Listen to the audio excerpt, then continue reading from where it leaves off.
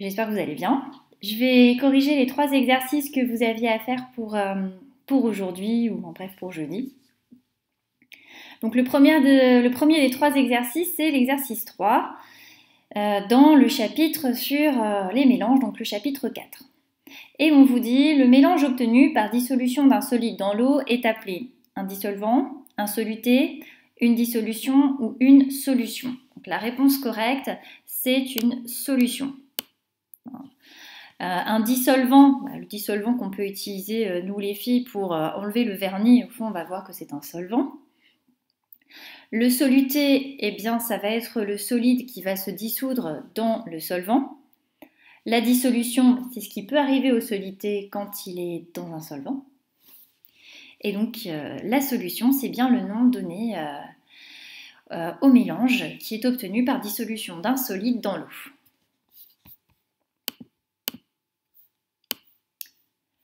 Ensuite, vous avez un exercice, donc qui est l'exercice 11, sur le déclencheur de gilet.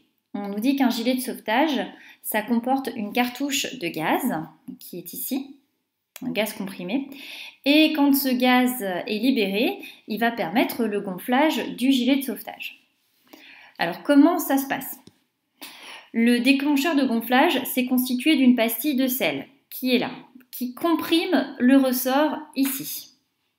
Dès qu'on met la pastille de sel dans de l'eau, le sel va se dissoudre, ça va libérer le ressort et ainsi l'aiguille va venir percuter la cartouche de gaz. On vous demande d'expliquer pourquoi l'ensemble cartouche-déclencheur doit être conservé dans un endroit sec. Alors qu'est-ce qui pourrait se passer finalement en milieu humide ? En milieu humide, c'est un milieu qui contient de l'eau liquide. Donc si on a de l'eau liquide, eh bien le sel pourrait se dissoudre. Si le sel se dissout, eh bien on va libérer le ressort et donc l'aiguille va pouvoir venir percuter la cartouche de gaz et ainsi le gilet va se gonfler. Donc c'est ce que j'ai mis ici. En milieu humide, il y a de l'eau liquide présente dans l'air. La pastille de sel pourrait alors se dissoudre dans cette eau liquide. Le ressort pourrait alors s'étirer, l'aiguille percerait la cartouche et le gaz se libérerait dans le gilet. Donc c'est pourquoi il faut conserver le gilet dans un milieu sec. Exercice suivant, donc qui va vous faire travailler un petit peu votre anglais, qui s'intitule Thé sucré. Et là, on a 2 anglais qui se posent une question fondamentale. Oh my God, what happened to my sugar?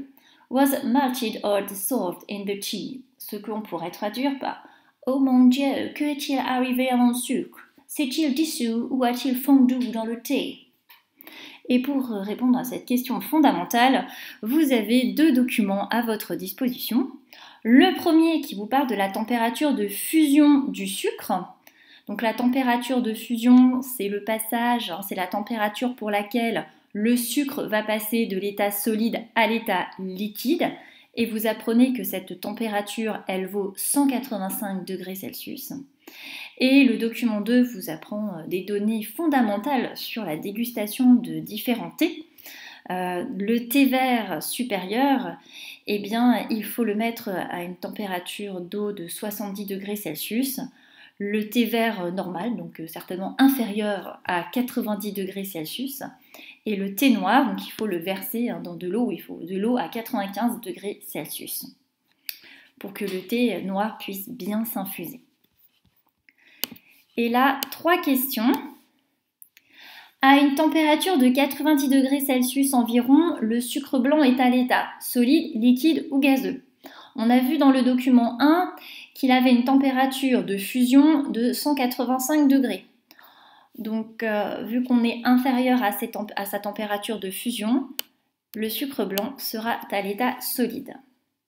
À 185 degrés Celsius, à la pression atmosphérique, c'est à la pression qui nous entoure, l'eau est à l'état solide, liquide ou gazeux. Bon, alors on a appris que l'eau était en ébullition à 100 degrés. Donc a priori, l'eau sera à l'état gazeux.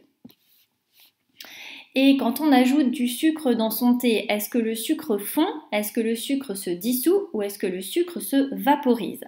Bon, alors on a vu que la température du thé au maximum, c'est 95 degrés Celsius. A priori, à cette température, le sucre est solide, donc et il ne peut pas passer à l'état liquide, donc il ne va pas fondre. Si il est solide, il ne va pas se vaporiser, parce que se vaporiser, c'est le passage de l'état liquide à l'état gazeux.